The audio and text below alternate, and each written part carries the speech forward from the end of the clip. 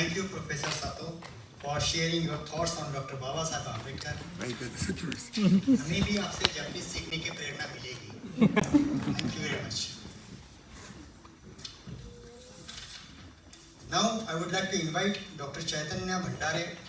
He is acting secretary at Indian Chamber of Commerce, Japan. He also worked as a coordinator for Team India in Tokyo 2020 Olympic and Paralympic Games. Please welcome Dr. Chaitanya Bhandare.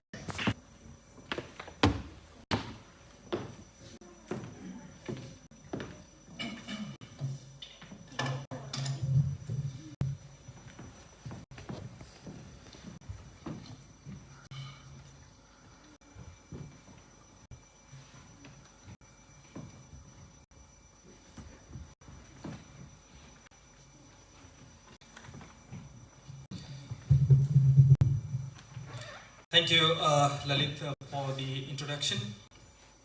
His Excellency Ambassador of India to Japan, Shri Sanjay Kumar Verma sir, today's esteemed guests, ladies and gentlemen, hello and Jai Bhim. First of all, I would like to congratulate you all on the 131st birth anniversary of Vishwaratna Dr. Babasaheb Ambedkar. It's an absolute honor for me to be able to speak today on this auspicious occasion. Earlier this month, when my dear friend Milan called me, inviting to speak in today's event, I was very delighted. And then, when I thought that the speech is going to be on Dr. Babasaheb Ambedkar, the first thought that came in my mind was, it's such an easy topic that I have to speak on someone whose name is there in my ears and around me since my birth. A personality who is an integral part of our lives. But later, when I thought of what exactly am I going to speak in 10 minutes, I kind of found it difficult. I found it difficult because there are so many great things that Babasaheb has done and achieved. It's a very difficult task to choose few among them and deliver here. Today, everywhere in India and major parts of the world, Babasaheb's birth anniversary is being celebrated. There are hashtags trending on Twitter and other social media platforms. Hashtags like, he was, so I am. Yes, that's absolutely right. But, as per me, the sad truth is, more than 90% of these celebrations are by the backward communities. There's a larger picture in the society that Babasaheb belongs to only a particular community, but it's wrong. We cannot reduce Babasaheb to a particular community. Yes, he was savior for the downtrodden community. Yes, he showed all the Dalits the path of light, but that's not the complete definition of Babasaheb. If we look at the work of Babasaheb, he tried to update and reform the entire India.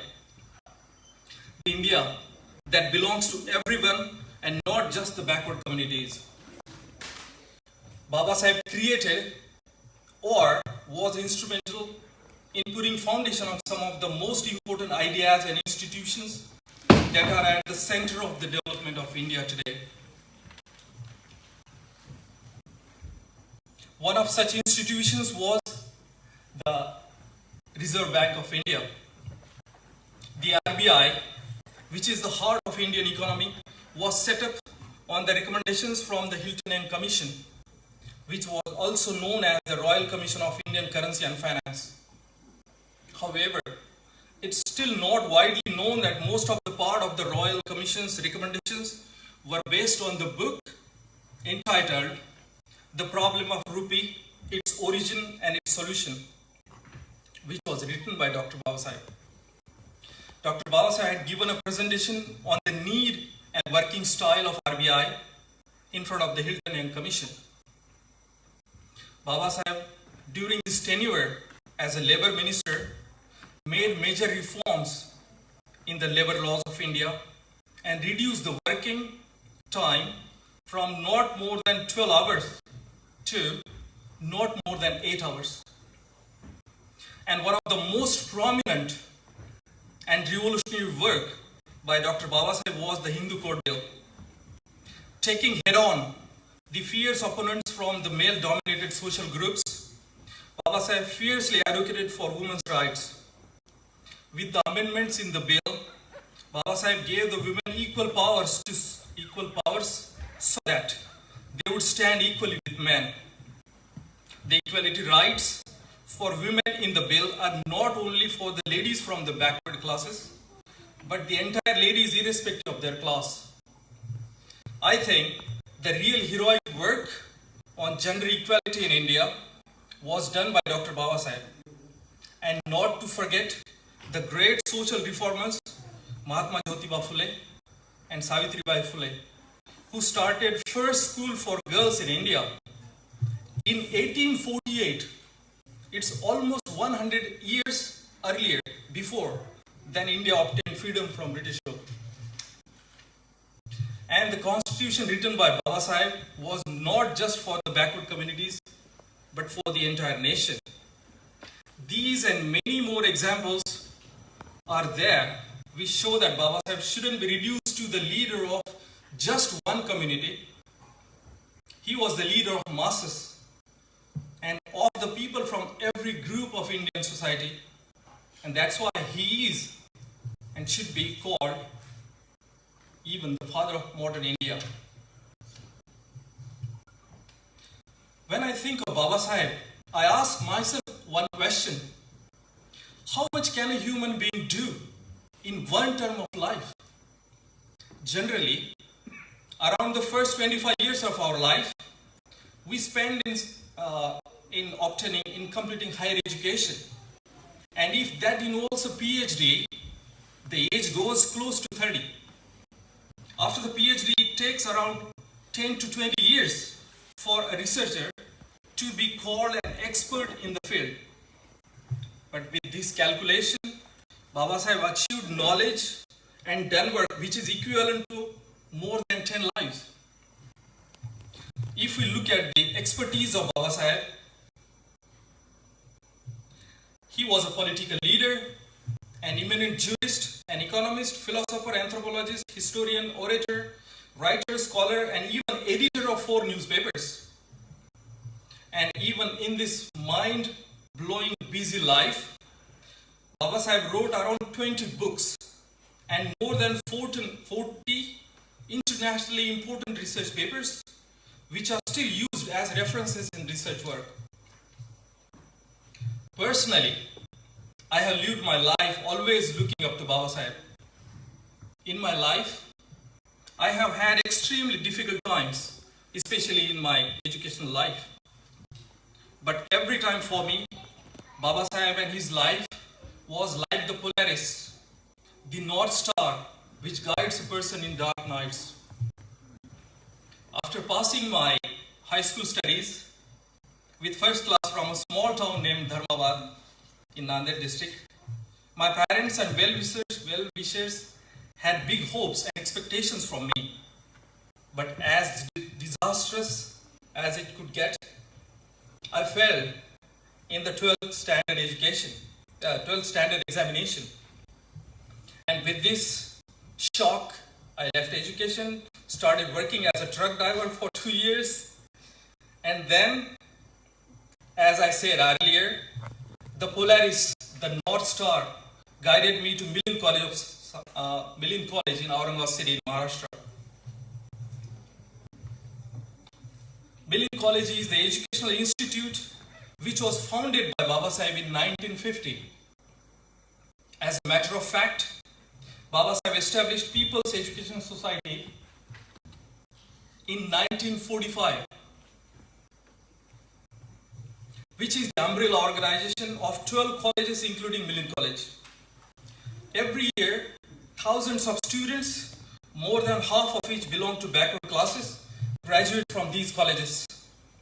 Especially in Maharashtra state, children from the backward and poor classes head to the colleges of People's Education Society with a dream in their eyes of pursuing higher education so that they would be able to join the mainstream society. I was also one among them. The pious land on which Babasaheb once walked provided me the energy and motivation to get back on the track. I completed my undergraduate course from Millen College of Science, postgraduate from Bhopal, worked as a researcher in National Institute of Oceanography, Goa, and finally landed in Japan in 2006 as a PhD student with MEC scholarship. I could achieve all this because of the teaching and inspiration from Dr. Babasaheb. While establishing People's Education Society, Babasaheb set out its purpose as follows. The People's Education Society's objective is not merely to give education, but to give education in such a manner as to promote intellectual, moral, and social democracy. This is what modern India needs today, and this is what all well-wishers of India must promote. These were Babasaheb's words. I think even after about 75 years, Babasaheb, these words are still relevant to current times, and they will be even after next 100 years. Well, I can go on speaking, but we have time limit. But before I conclude my speech, I would like to mention one point here. As I said, because of Babasaheb, I came on the track. I reached Japan, even I'm here. And in that sequence, one of the best things that happened in recent times, it was the Tokyo 2020 Olympics. 2021 was a very important year for Japan as it successfully hosted Tokyo Olympics and Paralympic Games in spite of COVID pandemic. And fortunately, I got an opportunity to directly work for Team India. Although I was the only coordinator for India's Paralympic team for Olympics, I had a great team which worked very hard for Team India. But today, I want to mention a special person. Actually, I was looking for him in the audience, but I couldn't find him. He is Mr. Abhishek Goyal, who was the embassy attaché for Team India. I thought he would be here, and so that, I would point at him, but I didn't see him today. Abhishek worked very hard and was instrumental in arranging every possible support that embassy could provide to our Olympic and Paralympic teams. I really thank him for his support and help during the games. I was also fortunate enough to be with our ambassador, sir, at different games, especially the semi-final match of India's men's hockey team. It's always a pleasure meeting you, sir. I thank from the bottom of my heart the organizers of today's event, the Ambedkarites in Japan, and Embassy of India in Tokyo for organizing such an important event and giving me an opportunity to speak in it. And with this, I conclude my speech. Thank you, and Jai Bhim and Jai Hind.